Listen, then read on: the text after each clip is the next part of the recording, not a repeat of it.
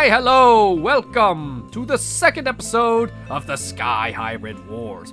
Or as some people call it, the Skybrid Wars. You were all very clearly excited for this because within the first week, I was flooded with submissions. More than I could handle. Heck, I'm still receiving submissions right now.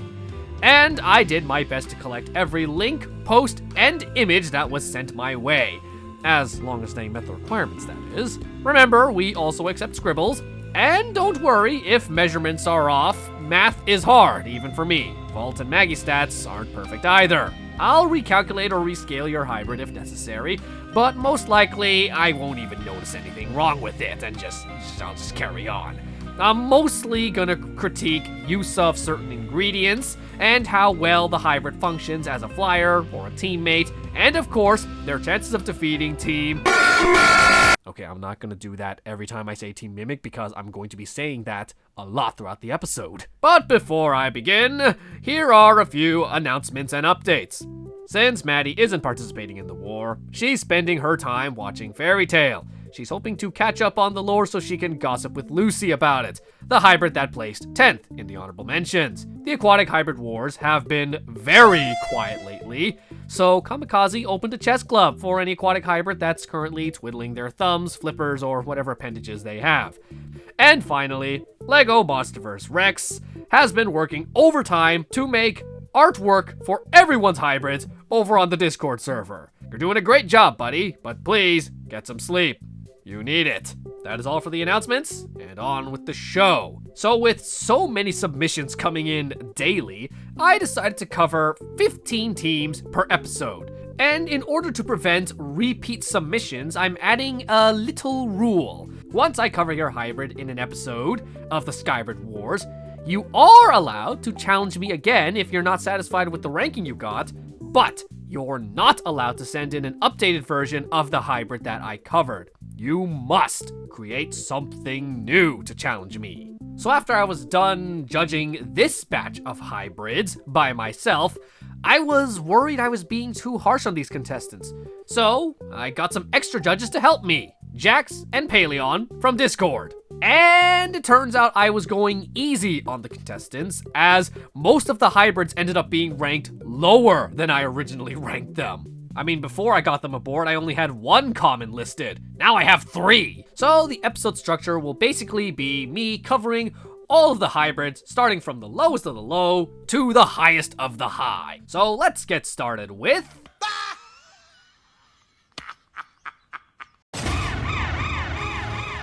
Let's begin with the guy who kicked off this whole Skybrid War stuff, Goji Headquarters, which I shall just call GH for short. His new team is called Team Terrors. Meet Jira, the evolved form of Avis, a peregrine falcon with Corvid intelligence and dromaeosaur utility that excels at speed and power.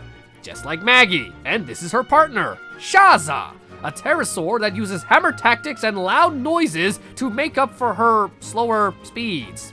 Just like Vault.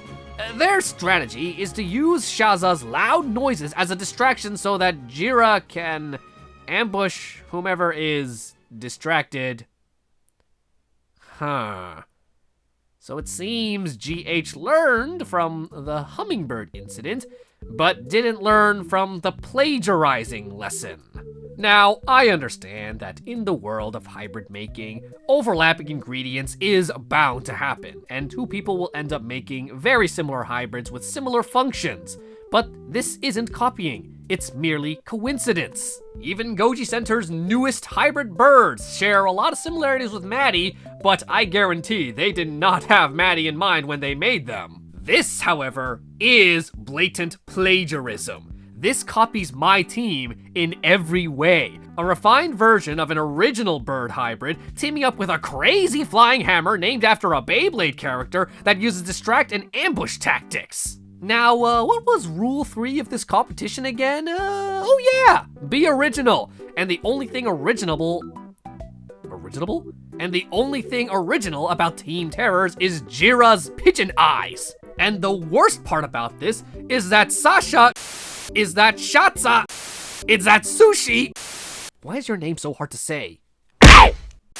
The worst part is that Shaza was never meant to be a part of this war. She was supposed to be a gift for Vault, which is actually really sweet. But then GH said, nope, now she's his sister who wants to kill him. You killed the ship before it even sailed, and now both Jira and Shaza have to suffer for it.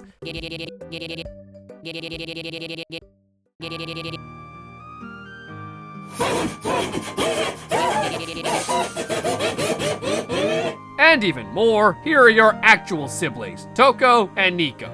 They're twins.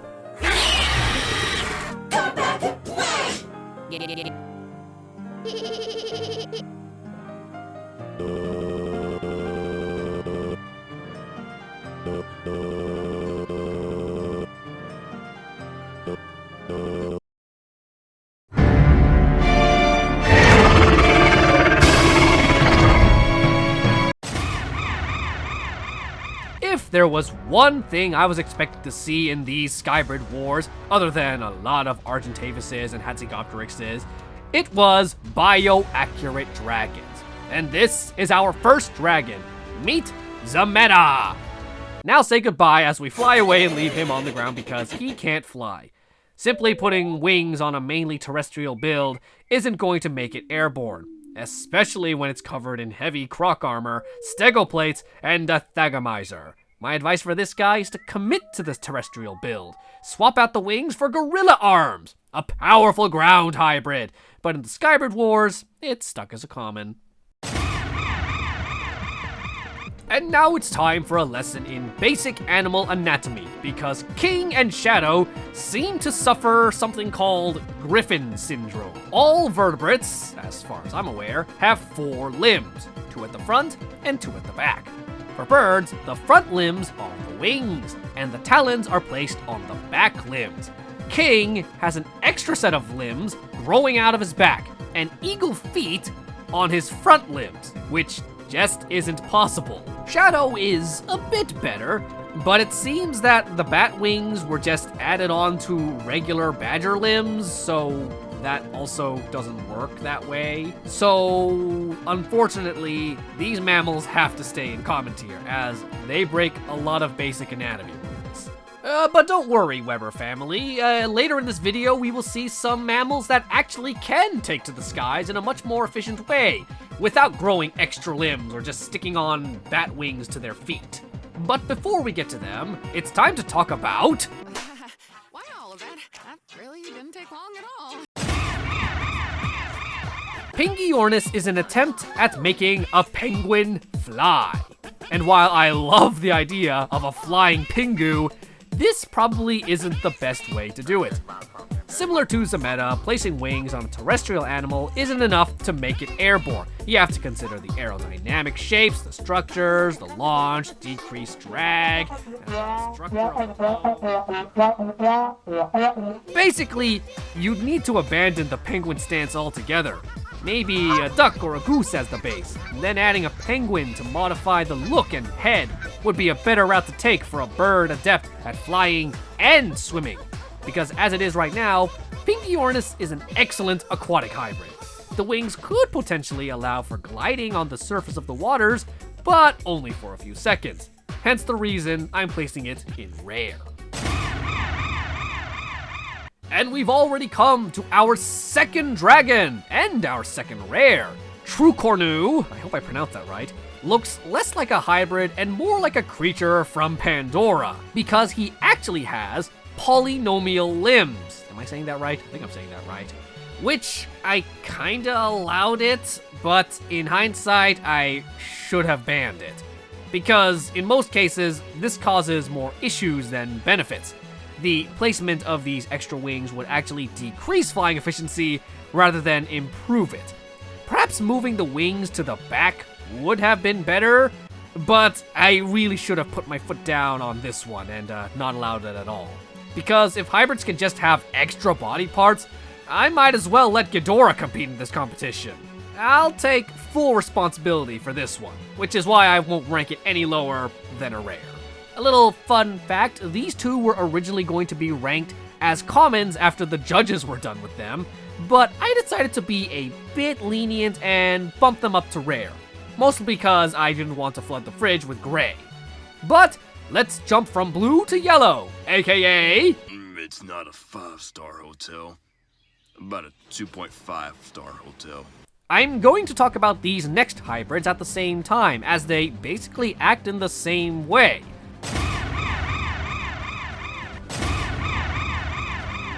Both use feline builds as a base to hide in the trees and ambush flyers, but take to the skies through different methods. Eucalyptus uses flying squirrel membranes, is that right? Am I saying that right? To glide from tree to tree. Scott, on the other hand, uses Quetzalcoatlus wings to replace the arms. I think Eucalyptus is the more optimal hybrid though, as flying squirrel wings work a lot better for treetop attacks.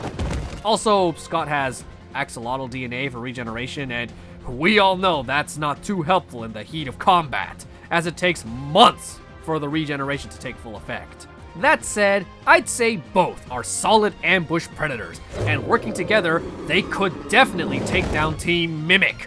But they have to remain as epics because they can only do like low gliding and only for like a short time, and not take true flight like a lot of other hybrids we'll eventually see in this series. So yeah, they stay in epic. I suppose that's the downside of bringing a glider to the competition. You can gain a significant advantage over the flyers, but you sacrifice air maneuverability, which affects your ranking significantly. On to... That was pretty good, actually. And here we have another Bio Dragon that uses Guanlong as a component? Right, you're an instant Apex for having the DNA of one of my favorite dinosaurs ever! But jokes aside, Reaper and his little sister are the best dragons of this batch, as they lack bony plates and extra limbs to complicate things. However, there are reasons why he's not ranked higher, at least according to Judge Paleon from Discord. The mixture of 3 flyers who take to the skies in 3 different ways results in something that isn't the best at staying airborne. Not to say this guy can't fly, it's just not the best at it. There's also stuff about the construction and placement of certain offensive weapons being ineffective, such as eagle talons on Deinonychus' feet, leading to longer toes, allowing prey to wriggle free more easily, and Deinonychus' claws on the Yeekwi wings, resulting in subpar slash attacks. That being said, a well-placed ambush is more than enough to kill Maggie. Vault might be able to shrug it off though. Those rainbow trout scales are coming in clutch. Now, the judges had similar rankings for most of the creatures, but Reaper was one of the submissions where one wanted to rank it higher, but another wanted to rank it lower. So I met in the middle and made it a legendary. But Guanlong will always be an Apex in my eyes. I'm not going to spend too much time on this next one, as it's rather simple. Aerodynamics is a small bird built for speed, so it can deal many punches without getting caught. A mini version of Maddie vs. Indominus 2.0, if you will. Because there are so few ingredients, there's very little room for behavioral issues. Therefore, a group of these could definitely cause some trouble for Team Mimic. The only reason it doesn't get higher than Legendary is because it lacks offensive abilities like Iron Talons or a spear-like beak, which means the battle will be drawn out.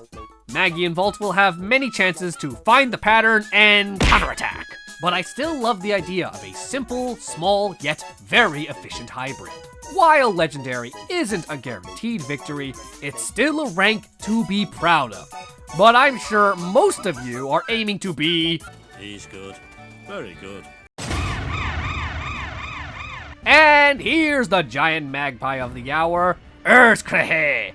This big bird was Toxic P's way of proving that bigger does not mean slower. Combined with legs that could kick you to the other side of the planet, and this is truly a queen of the mountains. Unfortunately, the judges came to the same conclusion. A bird this big just isn't possible.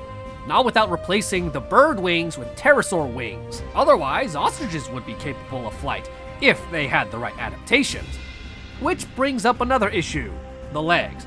While these certainly help with launching, they'll just be extra weight, bringing Eucalyptus back down to Earth, as every flyer this size use the legs to assist in flight, as well as launching. A more plausible Eucalyptus would be a much smaller bird, still taller than Maddie, but only half as heavy as her original weight. To compensate, will allow her husband to join the battle on top of the mountains.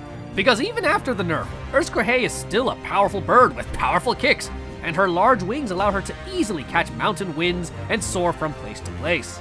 Her long legs mean she can dish out ranged damage without putting herself in harm's way. Perhaps Vault could take advantage of this while Mag is distracting her, breaking a leg or her back. But with the other giant magpie watching her back, that'll be incredibly difficult. This combination would be a shoo-in for Apex, but since I had to downscale her so much, she sits in unique. And now we've come to my favorite creature of this batch, Corn. Remember when I said I wanted Maddie vs. Apollyon in episode 1, but cut it to save time? Well, this is the next best thing. But before I even talk about Corn's ingredients, I just need you to stop and just watch. Watch the talent of Corn's creator.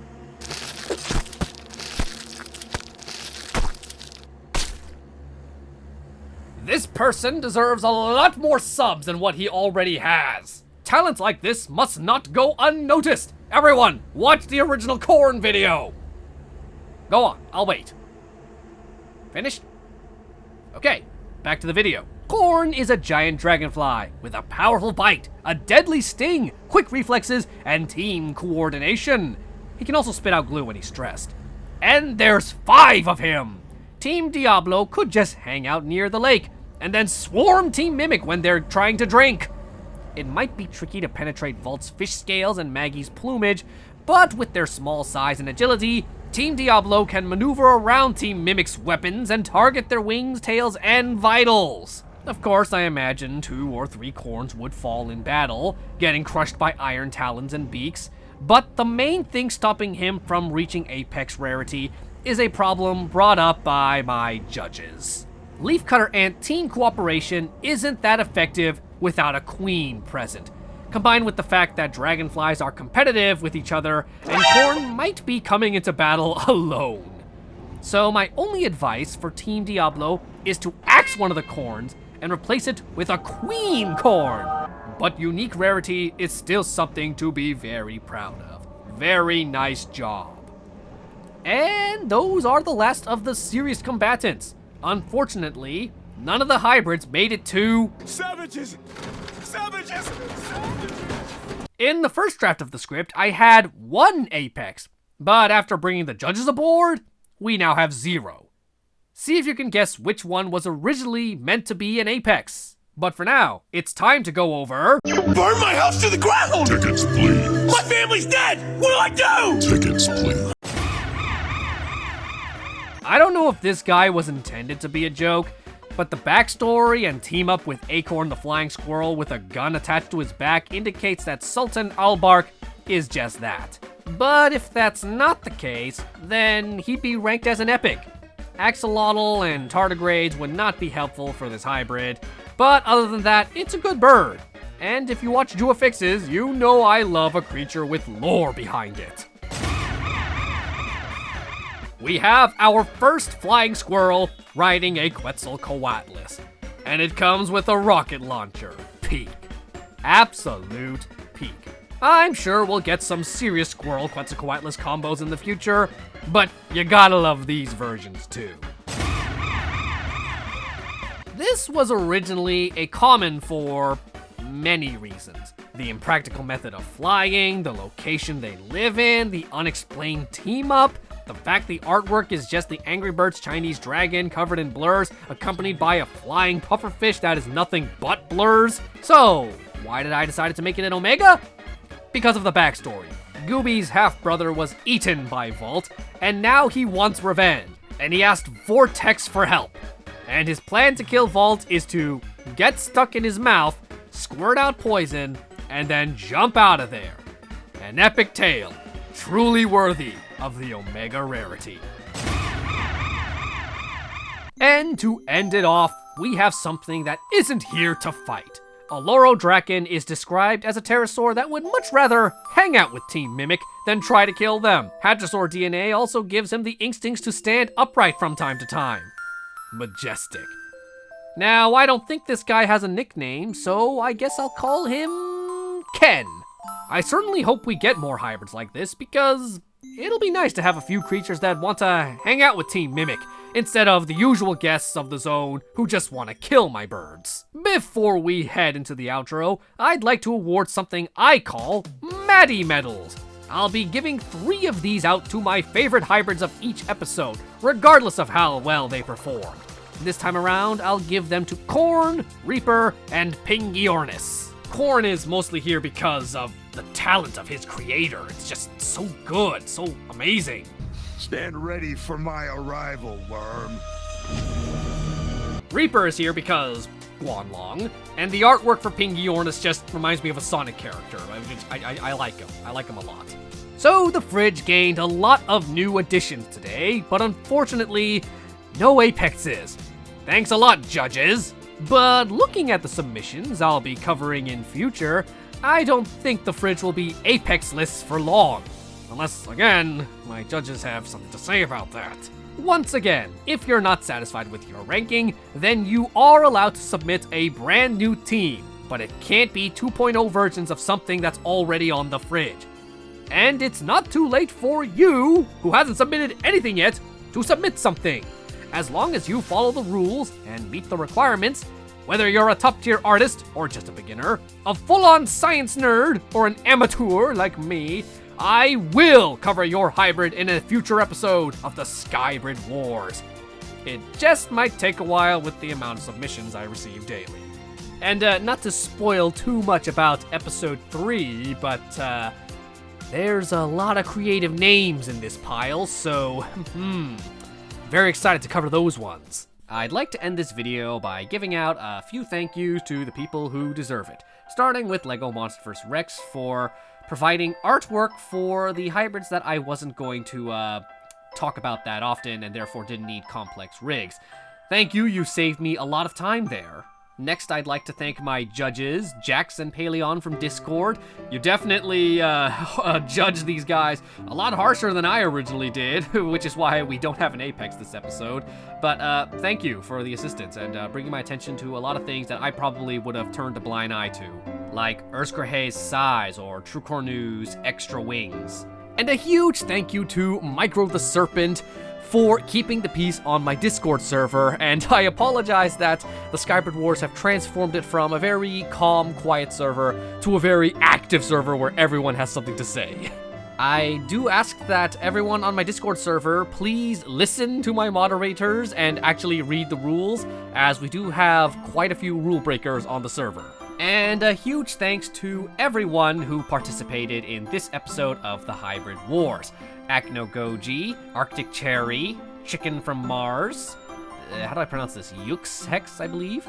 Fewad, Halo, Jameson Bondsley, Master Dragon, Night Fury Ponage, S. Creations, Sparks the Wyvern Prince, Toxic P, Weber Family, Wyatt Shones. I enjoyed looking at all of these hybrids. They're all great designs, and I really got attached to them when I drew them out, which made them even harder to judge. Except for Team Imposters.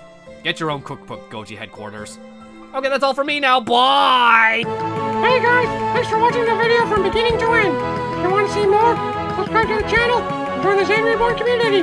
See you in the next one. Bye-bye. Bye. Bye.